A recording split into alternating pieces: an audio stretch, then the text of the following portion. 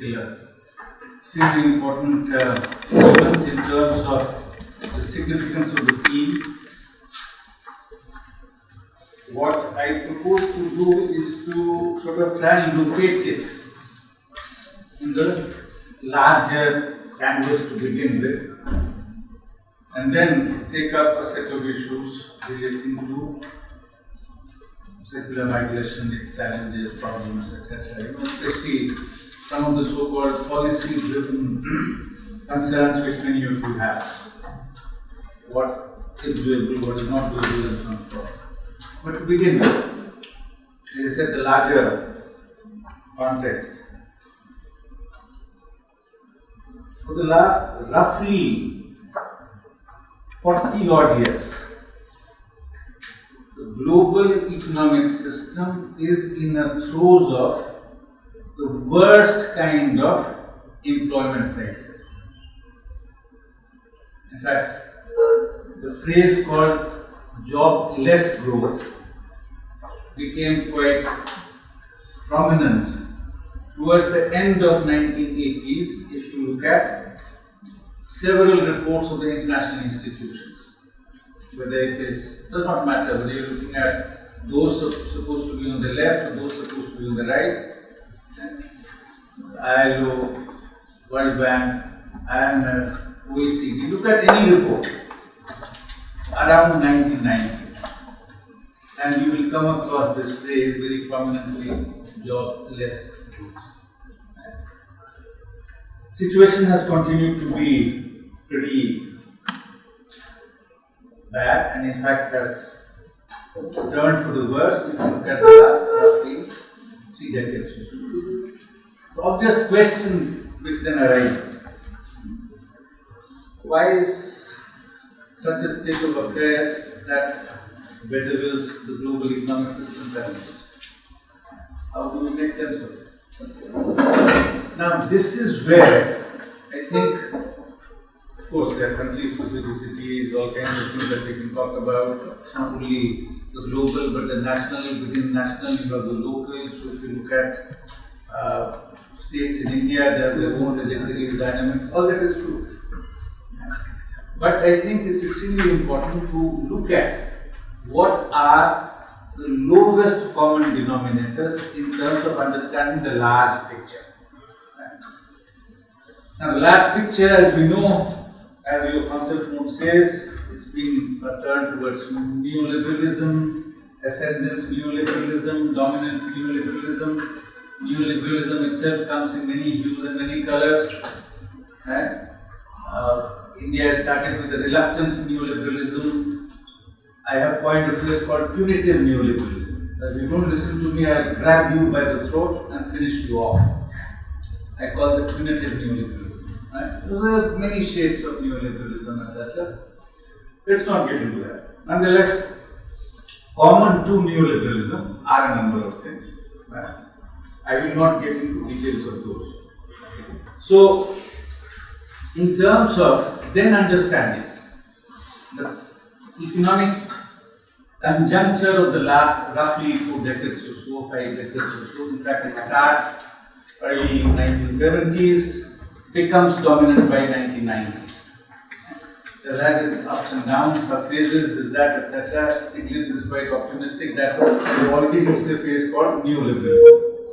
In fact, he calls it after neoliberalism. So I think our great Nobel laureate, who's otherwise a very progressive thinker, has got it completely wrong. This neoliberalism is not going anywhere in the foreseeable future. It may change its strategy here and there, etc. Some of the tactics will change, as you can see from Mr. Trump and what he has been doing, and the kind of protectionism which is being sort of foisted and so on and so forth. Right? But that does not mean you can control some trade and so on, but you cannot control the single most powerful economic actor, which is finance capital. That is the most important development of the last roughly 5 decades or so. See, finance capital, by which what do we mean now? Finance capital as a phrase is very old. In fact, it goes back to Lenin and Hilferding and so on, more than a century ago, right? where in fact they were talking about fusion of capital in production and capital as finance. And by capital as finance we mean where accumulation is through basically circulation, not through production. And that is the essence of capital as finance. Right? So they were talking of coming together with the banking capital, which is capital as finance, and many other kinds of capital as finance, and capital in production, and then you had basically these very powerful conglomerates, which in fact, according to Lenin, and he was the first one to see it. In fact, in 1913, he could say that the First World War is there on our doors, right? And he had linked that with that finance capital. Right? For reasons of time, let me not get into too many historical details.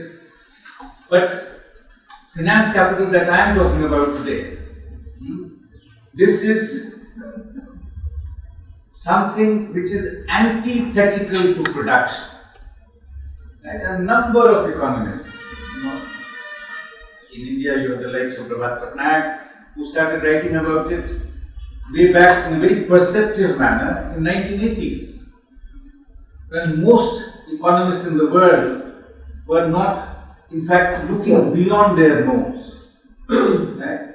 So, like Professor Patnaik, you have Paul Sweezy, the late Professor Paul Sweezy, right? Who sort of was very worried about it. Right? And in fact, let me just give you a quotation from Sweezy to capture the essence of what he was thinking. So, yes. Traditionally, financial expansion, this is from an article in 1994. So, traditionally, financial expansion has gone hand in hand with prosperity in the real economy, that is capital in production. Is it really possible that this is no longer true? That now in the late 20th century, the opposite is more nearly the case? In other words, that financial expansion feeds not on a healthy real economy, but a stagnant one. The answer to this question, I think, is yes, it is possible and it has been happening, and I will add that I am quite convinced that the inverted relationship between capital in production and capital as finance, the inverted relationship between the financial and the real is the key to understanding new trends in the world economy. This was a claim which he made. As I said, Professor Patnaik was talking roughly in a similar language in 1980s and so on. This is just there, etc. So this is the first thing which has happened. As I said, neo-liberalism is a huge thing. We are talking of a very, very complex kind of overall economic architecture. But what we are trying to do right now is to pick up on 2-3 things which are central as features. Right? All these things have flourished during the era of neoliberalism. Way back in 1960s, if you were a British citizen, you could not, late 60s I am saying, almost up to early 70s. Okay, a British citizen could not invest in the stock market in New York, and vice versa. Now look at the world today. At 10 o'clock, your money is in Tokyo Stock Exchange. At 5 seconds past 10, it may be London. 20 seconds past 10, it may be wherever else, and so on and so forth. Right? And by the time the day ends, it may have even touched Timbuktu. Come back. Yeah. And you have that being the most powerful thing in the global economy today. This money is committed not to produce. Right? It basically is what you can call casino economy. And once you get into that, fantastic. You can make money by doing that, then why should we invest in your machines, your factories and this, that, etc. That's number one. And to the extent that it is interested in production, right, in an indirect manner, it decides what would be the structure of production. This point has not been adequately, understood and emphasized in the literature. And what you produce, okay, you start producing real estate, right? We're not interested in producing, let's say, the livelihood requirements, and that is where then you look at, a closer relationship between the way finance capital is functioning and what is the trajectory of producers, goods and services, etc. that you are. So this is the first thing I wanted to. So the sum and substance of this is that, as Sweezy said, as Patnaik says, that Professor Patnaik possibly has been the most kind of important scholar in examining many dimensions, etc. of this for the last roughly 30-40 years. In a developing world context. So if you look at many of his writings and so on. So essentially you have a kind of antipathy towards things which can generate employment. Right? You have finance capital operating where you click of the mouse, click of the button.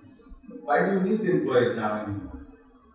Look at the sort of most important sectors in terms of the share in GDP in India last 40 odd years. It's known as FIRE.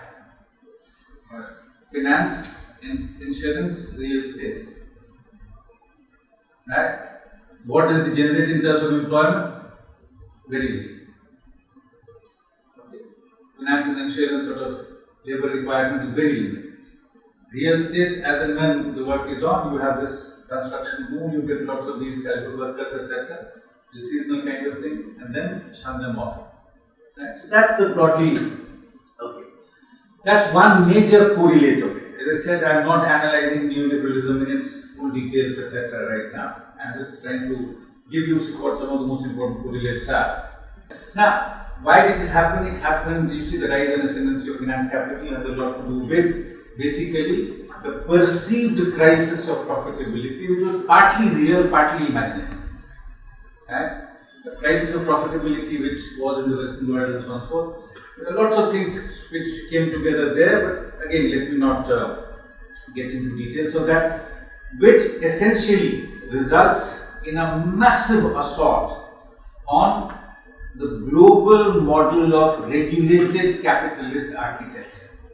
In small or big way, that was the architecture everywhere. Even Lyndon Johnson, way back in 1960s, says we are all Keynesians now. This is 1966, President of United States of America, right? Okay. I mean, not to speak of the Great New Deal, and which still is continuing, which possibly is one of the things that saves the US and workers in the US from the worst kinds of indignities, etc. Basically, you have that sort of thing which happens, and for a variety of reasons, what I call there was a reconstitution of class power on the global scale. Right? It didn't happen overnight, all this was there, coming and so on and so forth. The process started way back in 1948. As soon as this regulated model had come into being, you had something called the Mont Pelerin Society, and where a handful of young, very smart, utterly right-wing thinkers had come together. Mont Pelerin is in Switzerland, yeah. And you had the likes of very, very well-known names. Among the economists, you had the likes of Hayek, Friedman, and so on. All of them very young then, in their 20s and 30s. Right? A number of philosophers, political scientists. And if you look at the manifesto of the Mont Pelerin Society, just read one page.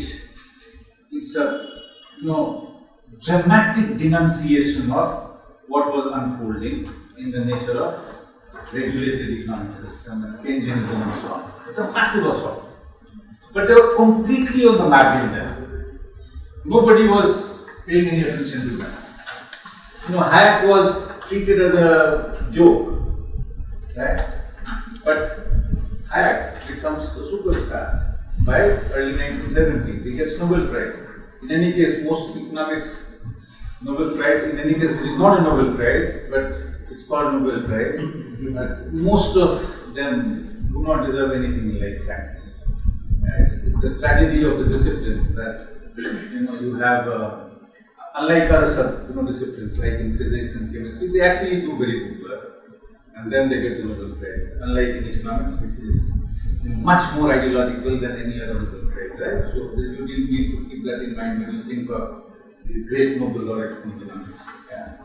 So a number of things had resulted in this reconstitution, etc. So along with the ascendancy of finance capital, the second thing, which is a correlate which happens and which again has very significant implications. Again, there is a huge literature on that. In India, as I said, Professor Patak has been contributing massively to that. What I like to call decentering of global production system, where there was a shift in some measure, not dramatic, okay, to select destinations in the south of production from north. So you have a China which becomes a much favored destination. By 2000, people were saying China has become the factory of the world, India has become the office of the world. I'll come back to this analogy later, but essentially you have a process. Now this is transnationalization of global production, shift to select destinations in the south, which has happened for the first time in the history of capitalism. Otherwise, there was a traditional division of labor. Right? You produce agriculture, you do this, you do that. Right? We'll take all that, we'll sell you our manufactured goods. So if you look at the historical division of labor which materialized as capitalism unfolded as a global, combined and uneven system, which is what capitalism is. Okay. So essentially, you had this situation where manufacturing was by and large a preserve of the north. And then at some point they start shifting, so you have to ask why does it happen and so on and so forth. There are some very simple-minded explanations which I find a bit troublesome. Okay, the simplest explanation there, and which is also kind of quite common in the progressive Marxist political economy literature, that it was because of wage difference. That is indeed the case that the wage, in real terms, wages were much lower in these countries. So if you look at 2005, look at the industrial, hourly wage in the United States, it was about, average, it was about $21 an hour. At the same time, the Chinese wages were 64 cents. Right? Peanuts compared to what the wages were there. But that's not the only factor, which is what I want to emphasize here. Right? Basically, the structural changes which had happened in capitalism and its long march had muted certain kinds of racial tendencies, racism of certain kinds. Okay. Now, once the global sort of economy sort of assumes a certain shape, certain terrain, certain conjuncture, and so on, it's all right. We can also have manufacturing there. Doesn't matter. That capital is not wedded entirely to the north. So, what was very strongly wedded to the ideology of racism, okay, in its pursuit of accumulation, now becomes slightly less wedded. Racism, at least in the foreseeable future, next whatever, as long as I can see, if it is 100 years or so, is not going to disappear. There is no way that you will have a world free of racism, or in a country like India free of casteism. Right? But you do see a tendency of this kind, shift, okay, go and produce in China. Okay. To some extent India. Chinese wages are roughly 3 times higher than the Indian wages. Right? But much of the production is being relocated there, not in India. Right? If wages were the only factor, Africa would have become the manufacturing hub of the world. Doesn't happen. And so there are a number of factors, so let me again not get into detailed analysis of what happened, but this happened. And when this happens, this shift in the aggregate, are we getting more jobs? Right? Now, in case of China, for instance, which does become the manufacturing hub, if you look at its share in the global manufacturing workforce, it is very impressive. And it comes to almost 50%. And very, very impressive. If you look at the share, I am talking only of manufacturing workforce, right? If you look at developing countries as a whole, we are talking of slightly more than 80%. Impressive, yeah, in that sense. Okay, around 1950 or so, it was the North which accounted for well in excess of 50% of the global manufacturing workforce. So yes, that has happened. So, in terms of its implications for overall employment, what does it mean? Now, many of these production systems, processes are much more capital intensive in nature compared to the domestic production systems which they have replaced, which were much more labor intensive. So, what will happen? You will have an increase in manufacturing output, but in aggregate, you will lose in your own country the workforce or the employment prospects and potentialities and possibilities that manufacturing could have created. Right? So, through different channels, one, this opening and openness, etc., so you are getting whole lots of goods and services which become, sort of a done thing by the elite, right? Then you start shunning your domestic outputs. That itself creates a loss by substitution of the foreign, yeah. You basically substitute the domestic for the foreign, right? Along with that, you have production systems which are more capital intensive. Right? In the aggregate, you can't really think in terms of very significant expansion in terms of employment overall. Right? So, this is something which is another very important feature that I wanted to highlight for your consideration. Okay. The third, all of you, I'm sure, have read pieces, have been thinking about it, have engaged with your friends, etc., in conversations on the future of work because of ICT, Information Communication Technology. This December 2018, I gave a talk, a keynote address on future of work and current assessment, etc. At the ISLE annual conference, the Golden Jubilee Conference in IGI. And there, Professor Kaushik Basu was the conference president, and I just read his paper and I quoted from him. Let me give you that number. He says that between 2015 and 16, if you look at number of robots who had replaced human beings, this is over a period of 1 year. Okay? Right. It was 227,000. And it was given a global figure. Right? Now, these estimates are difficult, but I'm sure, he has a team of researchers. He obviously has a much more substantive team of researchers compared to me. I have only the likes of which. If anything, it will be an underestimate, it cannot be an overestimate. Okay? So, what was the important point he wanted to emphasize? That this was 25% more than the preceding year. In other words, the rate of job creation, etc., if it is, let's say, whatever percent, 0.001%, or the substitution by machines of human beings, which is somewhere around in that range. Now, that's a frightening figure. Another myth which has been doing the round is that China has actually sort of taken care of its surplus labor and so on. Nothing can be far from the truth. China is in a serious crisis.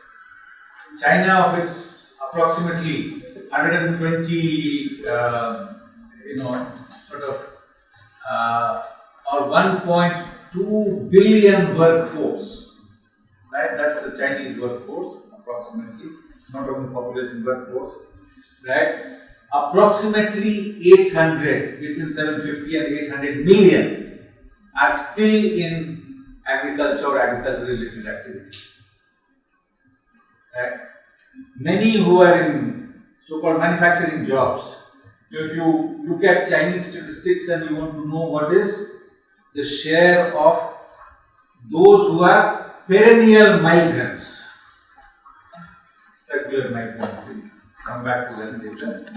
And the numbers range between 200 million to 400 million. Okay? So today they are in Shanghai, tomorrow in Beijing, day after in Tianjin, etc. Right? And then, as and when they sort of get into a slack situation, they run back to their village. Right? In China, there is also the system called the hukou system, that you have to be registered in a particular place. Most of them are registered in villages and so on, to get access to a whole range of public services, education, health, and a whole lot of other things. Right? So if they come to urban areas, they of course suffer on those counts, and etc.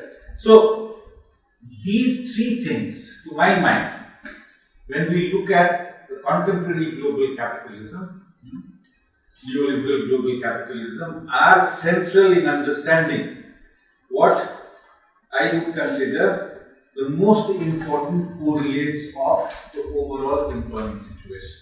Right? And what I am suggesting to you is that essentially we are in a serious employment crisis, globally speaking. This is not a novel argument. This is not a new thing that I am sharing with you. This is something which everyone has been saying who works on these issues for the last roughly 3 decades or so. It's just that I am trying to connect it in a particular manner. I am trying to tell you a story which may be very different from the story that you hear elsewhere. So, to conclude and summarize this part, given that the core financialized accumulation today has got financialized largely, given that the core of it, that accumulation process, rests on circulation and speculation through a large number of instruments, and finance has got globalized, real economy everywhere tends to come under huge pressure. Actual production comes under huge pressure. Second, the share of surplus in world output during this period has seen a noticeable increase.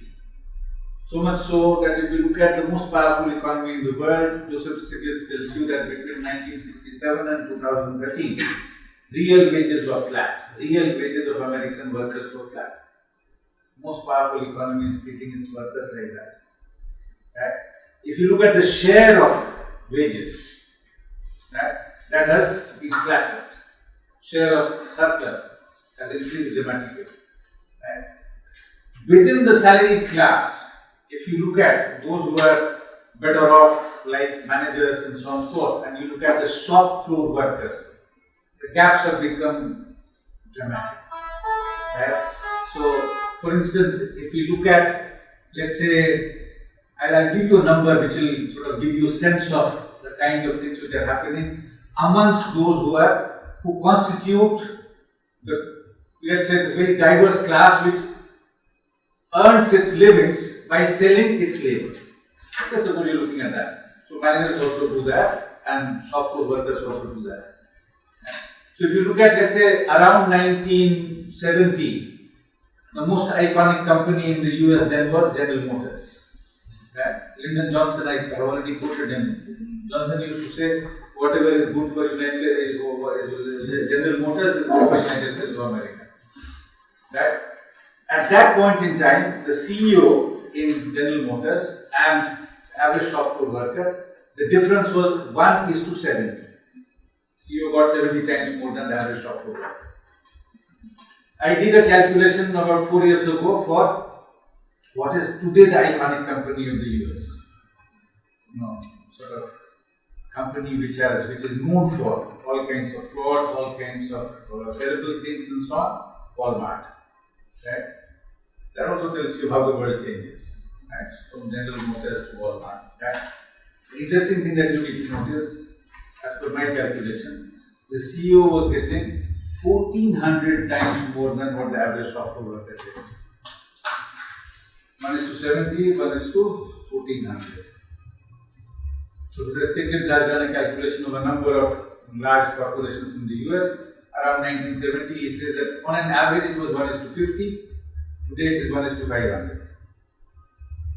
Right? So even within that class, although inequalities and so on and so forth that we're talking about, we're sort of in a world which is really, really weird. I mean, surreal. Right? Not only India's election outcome is surreal, the rest of what is happening in the world is also pretty surreal. Okay, so this is what is happening, and here let me also, since I was talking about finance, Niall Ferguson has a distinction, right? Niall Ferguson is a very, very well-known economic historian, pretty much a right-winger, right? I don't like his arguments analysis, as you would have already imagined by now, but I like a phrase, a distinction which he makes. He says that there is something called planet finance and there is something called planet Earth. What is planet finance? Where you basically are trying to do a valuation of all the activities which is not connected with production but only circulation and speculation and so on. So even on Indian rupee, which nobody really bothers about, 4 years ago, the betting which happened was $74 billion. What was the betting? That whether it will hold on, whether it will increase, whether it will decline vis-a-vis euro, vis-a-vis dollar, vis-a-vis yen. Right? So $74 billion. Right? Likewise, what you put in the stock markets and so on. Right? Now, there has been a fantastic kind of increasing range of instruments through which you do your betting. It is just, again, I don't have the time to get into that, but you should engage with that literature. It's just fantastic. Derivatives and derivatives and super derivatives and so on and so forth. Each one is trying to basically speculate, okay, in the quest for higher profits. Right? So if you look at the biggest market which we have, as per the most recent stats, if you look at all the markets, divide the global economic system into different markets. Right? The single most powerful market is speculating in foreign exchange. Right? And then, of course, you have many other markets and so on, but on a daily basis, so much of energy is invested in that, etc. Right? So, this,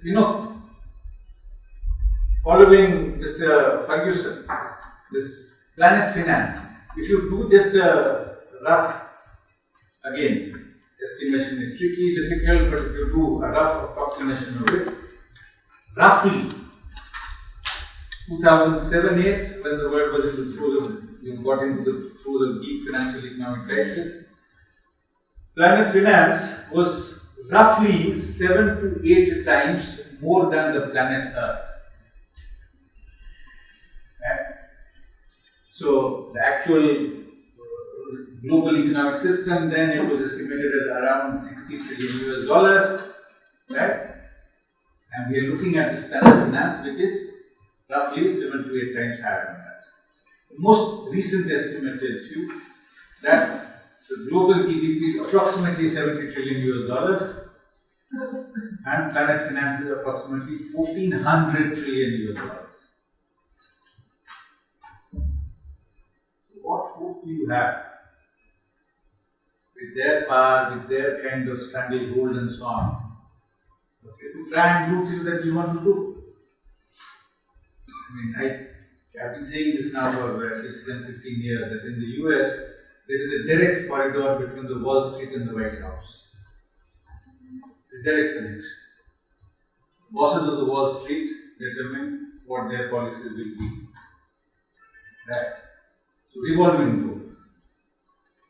4 or 5 years ago, if you looked at the bosses of Europe in roughly 14 countries, it was basically the financial oligarchs who had come to dominate the scene. So this is that kind of story. So, you know, that is the kind of finance that we're talking about. Okay, so the surplus, most of it is going to finance, doesn't come to production, etc. So no, there will be no employment and so on.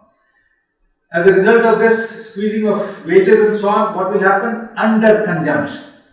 Workers cannot sort of, you know, have an increase in their purchasing power, which in any case will then impact on actual production. And that's the third thing. And generally nation states abide by the whims and fancies of finance. They can't then regulate it, and whether it was Dr. Singh, whether it is the current regime. Some of them completely unspeakable, so I will not name them. Right? But if you look at the kind of fascination that they have, someone who we have re-elected as our Prime Minister, at the last Davos he said that opposing economic globalization is worse than terrorism. Check this statement. It's worse than terrorism. So, yes, there are. Okay. So, and in all this, what has happened is policies for labor. In general, social policies have become victims, major victims. So, that's the sort of story as regards the large correlates. Right? You can go through any report, you can see what is happening to employment, etc., etc. Let me just give you some stats for India to give you the kind of crisis that we are talking about. Using the, as you know, the latest report, after much denial, has finally been released on employment. But I will not talk about that, except to say that, you know, this is something which paints a frightening picture for a variety of reasons. One, unemployment highest 45 years, which was said in Jan and nobody believed it, or at least they tried to suppress it and so on. But now it's official. If you look at youth unemployment, very high, 23%. But let me not get into all these numbers right now. Two important things which you need to take from that report. One, the levels of unemployment under each one of these categories, whether it is the flow measures, which is current daily status, or stock measure, which is the usual status, whatever you're looking at, with respect to everything, in spite of some comparisons being getting muddied because of methodological changes, right? But nonetheless, what is quite clear as per their own official endorsement, that yes, indeed, each one of these is on the higher side, and significantly higher side compared to what it was even in 2011-12. But along with that, you have this figure of what is known as workforce participation rate. One is, you see, how do we measure unemployed? Those who are looking for work, okay, or are part of the workforce, and then you try and make sense of what is. Now, there are many who are not looking for work. Either they could be completely dependent, or they could be what in the jargon of economists known as discouraged workers. They don't look for work because they have been, they feel that there is no chance. Right? So, discouraged worker effect, that is what it is called in the jargon of the discipline I belong to. Right? Now, if you look at the workforce participation rate between 11-12 and today, 17-18, it has come down in every state of India, in rural and urban. Only one state or one particular geographical sort of terrain is an exception, otherwise, yeah. But why does that happen? Why do we have a situation of this kind where workforce participation itself is going down? Right? And if you add that, because it's not the case that they don't want to work, just that they have become completely hopeless and helpless. They feel there is no chance. Right? And again, it's a global tendency. If you read your newspapers somewhat uncritically, you will think that employment situation in the US is pretty good. Right? No, because that's the official figure. Okay, approximately 4% or so. Just look at the workforce participation, what it was when Mr. Trump came and what it is today. Immediately it will shoot up to about 8% or so. Right? So we need to take that into account as well when we are trying to make sense of. And look at workforce participation of women in India. In some states it is 17%, 18%. It has really come down. You really believe that they work that little? If you do, then probably it will become mass. Right? I see it's a huge tragedy that we are talking about. Okay? So, but as I said, I will not talk on PFLS. There are lots of things that we can talk about there, but let me just give you, because the methodology, comparability, etc., all that is a matter of. Let me just give you a broad sweep of what happened early 80s and data on which, methodologically speaking, everyone says yes, it's comparable and so on. This is known as the RBI claims database. Labor and employment market indicators 2018, which is the latest information that we had. Now, this database divides our economy into 27 sectors. Okay. I'll just give you some sectors. What has happened is that across each one of these subsectors, the rate of growth of employment generation has gone down. Remember 1980s, okay, in terms of our GDP growth, we were 20%, 30% less than what our GDP growth has been from 2000 onwards.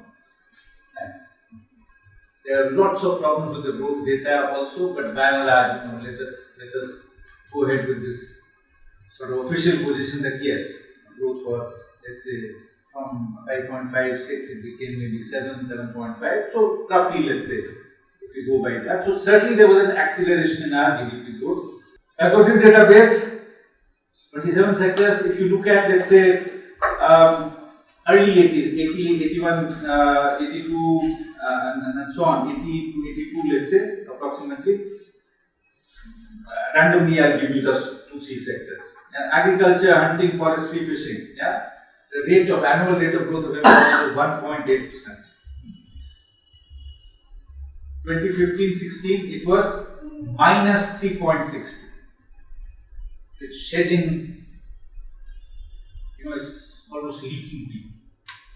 Yeah, just throwing them out, expelling them.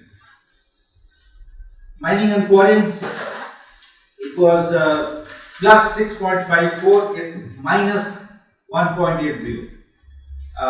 If you look at wood and products of wood, it was 3.32 then, it's minus 6.60 now.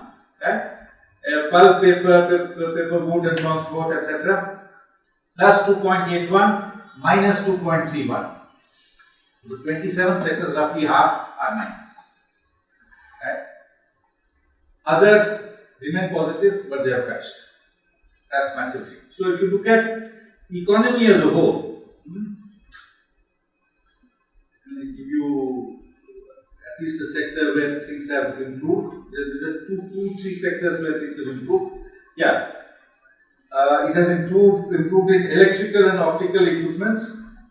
Also has to do with the new technology and so on, where it increased from 3.05 to 9.14. So that's an kind of outstanding kind of exception. But otherwise, as I said, you basically have positive figures but much lower or negatives. Right? Roughly half negative. Economy as a whole, around early 80s, rate of growth of employment generation at lower GDP growth rates was 2.42. Currently it's minus 0.08. So we are shedding jobs. So it's not a jobless, but it's a job loss growth. So what happens to them? What do they do? Yeah. That is the big question. Where will they go? Of course, they will become cannon fodder for Hindutva. They will become cannon fodder for all kinds of terrible things. Right? Now, this is the grim reality of overall job security. So, we are in an employment crisis. Right? If anyone can think of a way out of it under neoliberalism, she or he is in a fool's paradise. I have no hesitation in saying this. Yeah. Yes, some kinds of jobs will come up. Right? That will happen. One of the fastest growing sector globally speaking in the jobs is the so-called comfort sector. What is this comfort sector?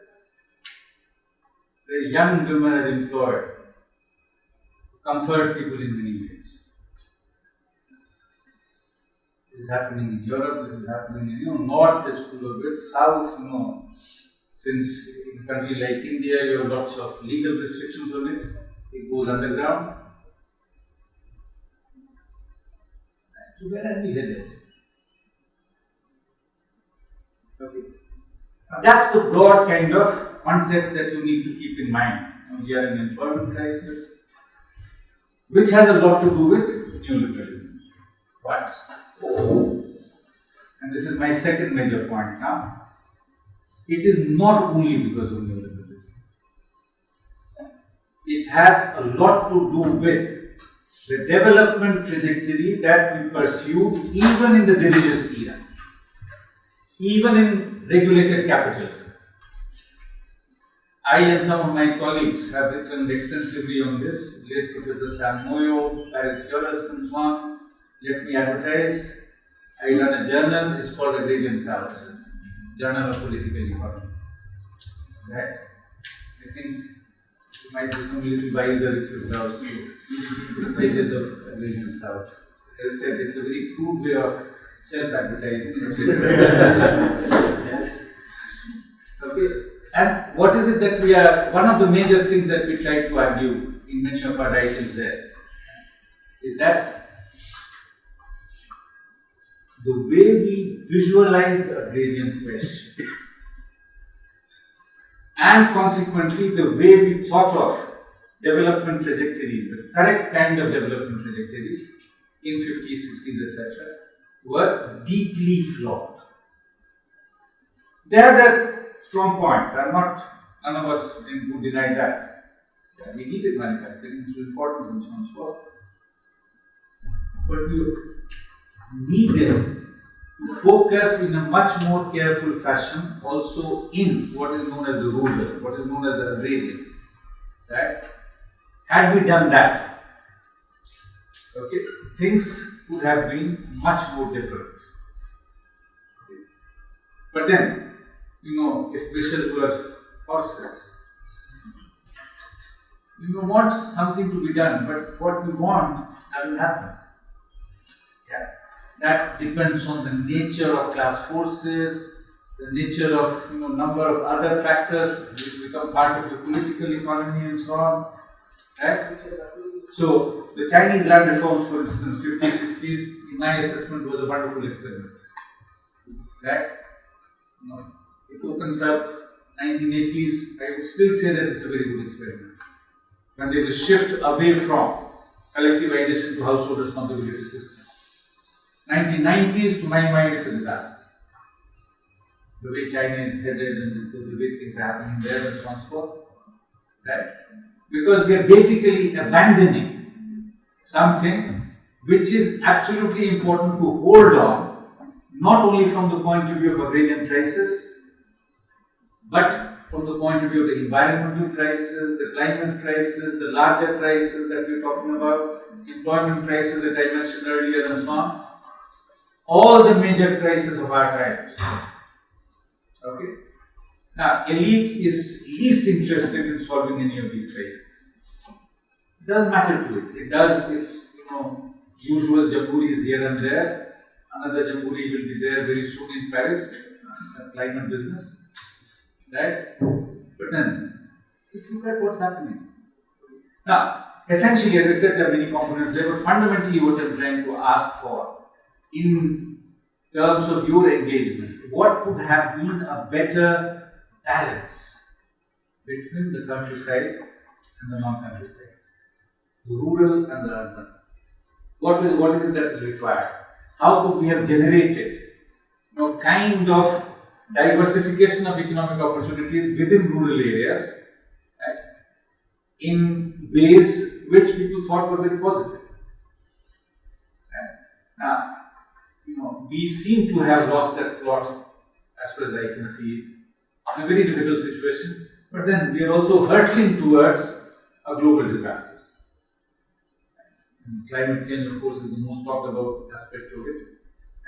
But then, can we reclaim that? Can we sort of revisit that idea, etc.? So that's my second major point. That it's not only because of neoliberalism, which has aggravated matters, but it's also because of our visions of development trajectory, right, that we need to factor in, to take into account, to understand the nature of the crisis, etc., etc. Okay, with this broad kind of, let's almost sweeping remarks, I think I'm coming towards the end of. So let me now come to this whole circular migration concerns. So essentially, what will happen given this backdrop that I sketched for you? What will happen? We will of course expect more and more and more and more of circular migration, right? Because if the prospects of jobs in general have disappeared, if rural areas are in the kind of crisis that they are in, and rural areas everywhere, okay, and India, of course, I'm sure all of you are familiar with it. There are three kinds of major crises that one, going by this EFLS report that we are talking about. What has happened is that essentially you are throwing people outside from the rural context at rates which are dramatically higher than what it was, and in two ways they can't participate anymore. Second, you just tell them, get lost, get out. It's employment crisis which has happened, which is connected with the macroeconomic policy regime that we pursue. I started writing about it way back around 2000 or so. Professor Utsa Patnaik, one of my teachers and colleagues, was one of the first ones to really focus on it in a systemic fashion. And there is a huge literature on this, under the rubric of agrarian crisis. It has many components. As I said, a great deal of it has been manufactured through acts of commission and acts of omission. Again, different states, different kinds of trajectories, but that is so you have that agrarian crisis, which simply, one of its manifestations is that it is not willing to hold on. Okay, so if you understand the agrarian crisis and employment crisis there, as I said, largely driven by shifts in our economic policy regime and so on. There is a huge literature, something which two of my pieces, you can browse through that, which was relating largely to public finance and so on, one in Review of Agrarian Studies 2011 or so, and then one in Journal of Labour Economics 2006 or 7, something like that. Yeah. But, as I said, there is huge literature on this, that how things have, in terms of public policies, squeezed agriculture. Right? So we give some goals here and there every once in a while. So,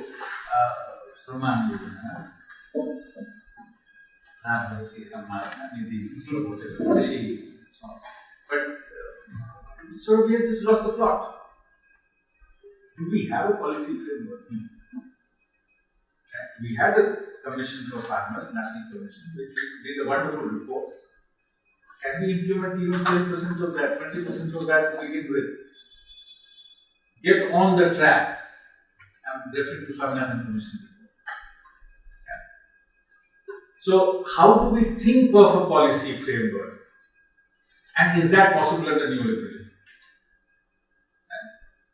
That's the huge challenge. So, as a result of that, what you have, you have three kinds of crises there. So, one is, I said, employment crisis in general, outside agriculture, outside countryside, in countryside, that aggravates it.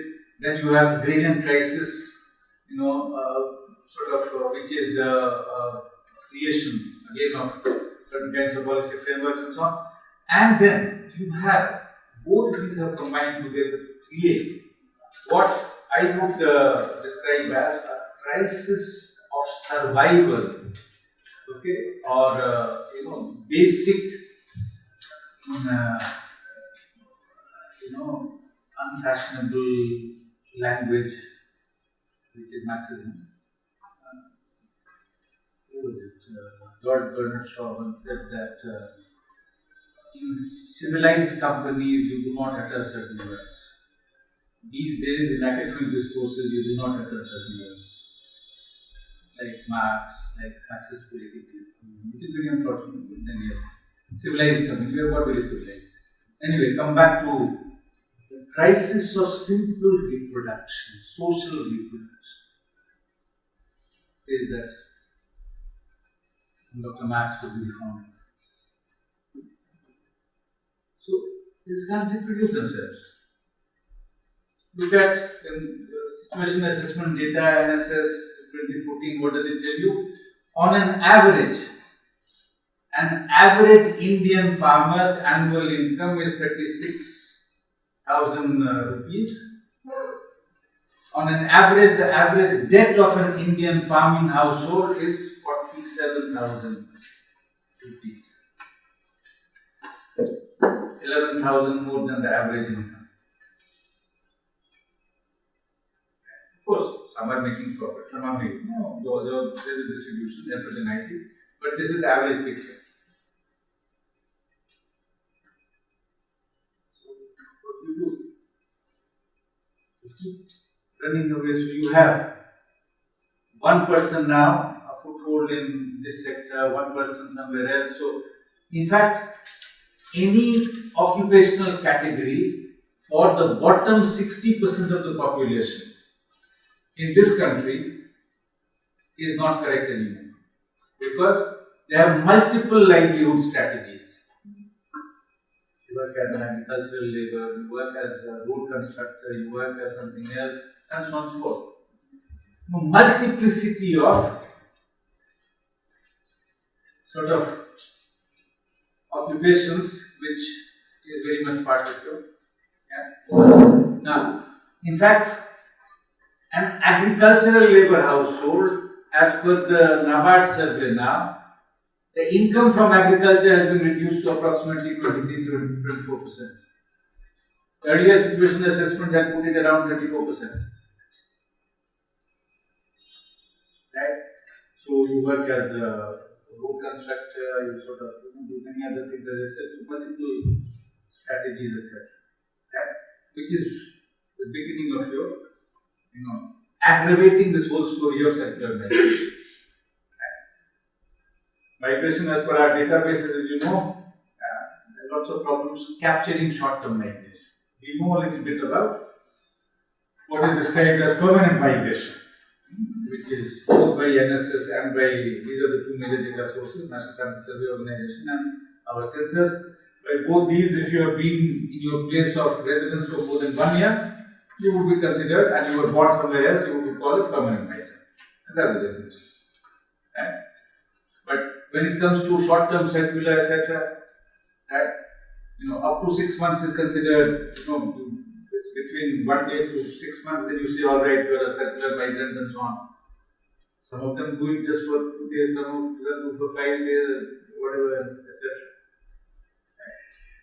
And a careful study, recent study, Chinmay Tumbe, right? He has done a book on migrants, which I find an interesting book. It's called India Moving: A History of Migration. It's a useful book if you are interested in that. It traces, the changes from 19th century to the current and so on. 19th century, as he rightly knows, much of it was eastward. Right? So basically, you have people from eastern UP, Bihar, etc., flocking to Calcutta. And the famous Bhikhari Thakur songs on Videsiya. Yes. Right? Where all these Bihari left behind women sort of thought that these Bengali women had the witchcraft, the power of the witchcraft, and trapped their men, Hypnotized. Yes. If you're not familiar with the Bhikhari Thakur songs, you should. These used to get enacted when I was a kid in villages by nuts and nutties, and there were certain kinds of traditions those days. Right? Now, all that sort of changes more westward. Right? Sort of subsequently find that it's Maharashtra and Gujarat in particular. If you look at a city like Surat today, 70% of its workforce is migrant. And many of them are simply temporary migrants, and some circular migrants and so forth.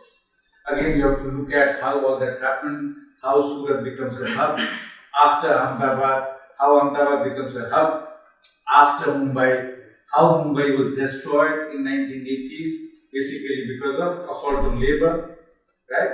So there is a long and complex sort of historiography there, historical account there. We need to engage with all that, but that is what you have there.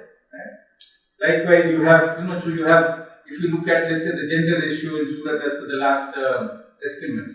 So for every 750 women, you have more than 1,000 men. Basically, because of this influx that has been going on, and so on. Look at the opposite of that, Ratnagiri. Right? Ratnagiri has been sending all its males outside, right? And it is not really getting. Yeah. So there, in fact, you have the representation of females which is much higher. Right? So when it comes to circular migration, we have to look at broadly the changes which have happened, the nature and characteristic of it, the kind of activities in which they have gone.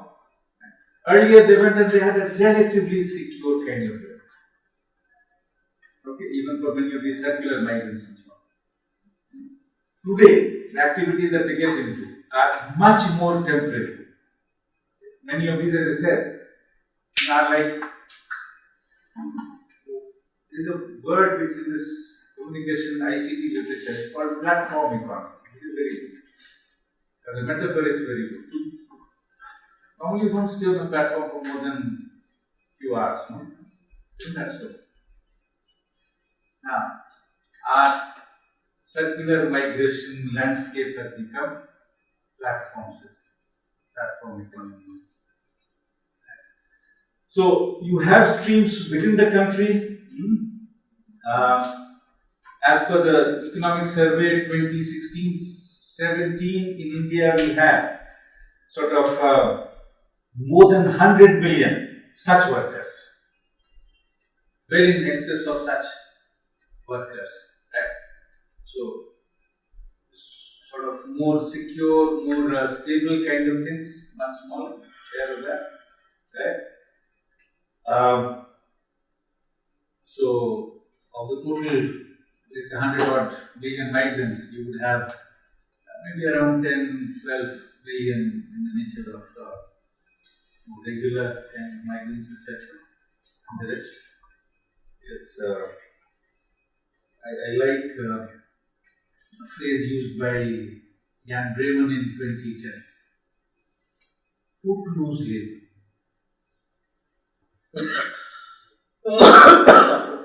Continuously moving. Right? So, many of them, yesterday they were in some Gujarat village, tomorrow they are in some Maharashtra village and elsewhere. Even in the same round, They do their harvesting of sugar cane, and they're picking of cotton, stay in one village for 10 days, then move on to the other village, right? And so on and so forth. So, this continuous repetitive kind of scenario which is there, right? And in terms of what prospects are for them. The other very helpful phrase is by Mike Davis. Mike Davis has a book called Planet of Slums. If you haven't read it, please do go through it. Right.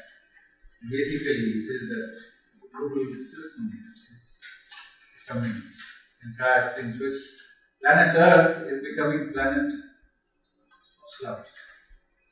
And finance is, of course, looking towards Mars. When people habitate that. Yeah. So the logic is very different. Okay. So, yeah, sort of, it is indeed the case that some of them do benefit precisely because the crisis is so deep. Right. So, in rural areas, I give you the figure, average farming household, what is their average level of debt and so on. Clearly, what option do they have? They just have to go somewhere. Right? And when they go somewhere, yes, they do get some benefit. It's not the case that, right? So, the question to ask is, whatever they are getting, how do we make sense of that? Is it something which, in terms of giving them at least whatever our Constitution, Article 39 said, 39b, every citizen of this country must have adequate means for a secure and dignified livelihood.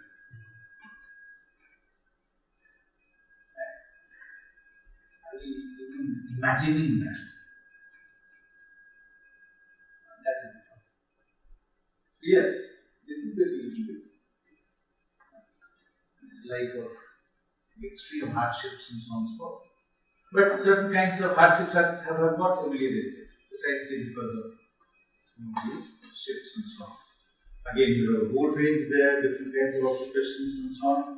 Right? So, kind of many of them try and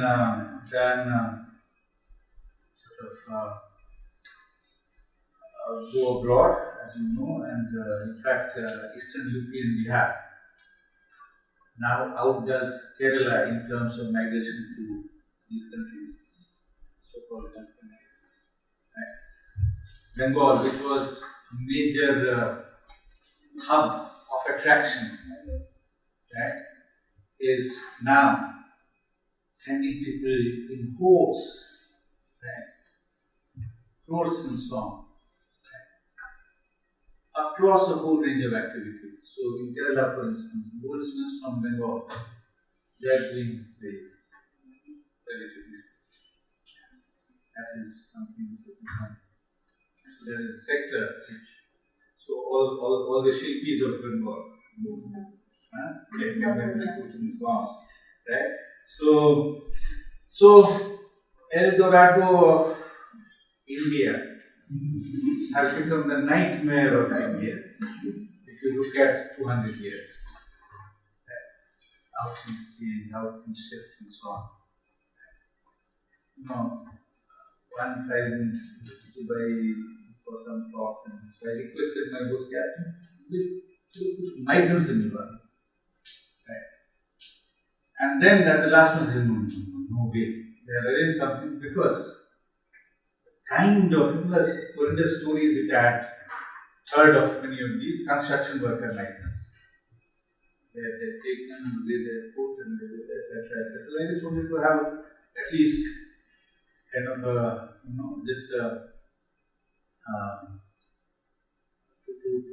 pay my tribute to their courage. I just wanted to meet them. but unfortunately it didn't happen. But what I heard from my host and many friends there, that it's becoming very tough for them. And many recent changes which have happened. One of my students has just finished a PhD on migrants to Gulfs, right? And how that rate itself is coming down. So nationally, internationally, how things are becoming more and more difficult.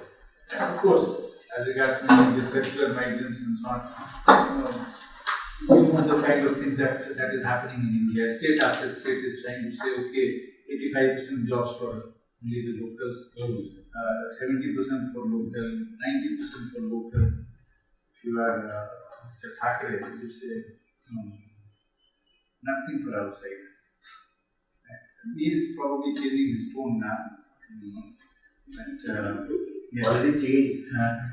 But you know, one of my worst, almost a nightmarish memory that I have is 2002. I was in Pune and at Local Institute for a conference, and I opened the newspaper and it said, the first page, not the banner headline, but the first page itself. It said that 8 workers from Bihar, their hands had been chopped. They were employed in a tailoring outfit, and they had been warned that if you don't leave, something dastardly will happen to you, right? And this is what had happened to them. So you can see, now it's not the case that Marathis are out to kill Biharis or whatever else, but we need to finally come to basics of what kind of economic architecture we have. How do we make sense of things? What are the prospects and possibilities? This is where I completely endorse what Professor Patnaik keeps reminding us, that this model of neoliberal globalization is not one in which you can find solutions. You have to sort of challenge it significantly, alter it significantly. If you don't do that, I was at a meeting where I used a phrase which I will use again now, that all of us will be doing tango on the margin. ये कर लो, project कर लो, ये लगा दो, वो लगा दो, कुछ नहीं. You give them a little bit of Mother Teresa was a wonderful human being. But that cannot become the model of economic. Let me stop.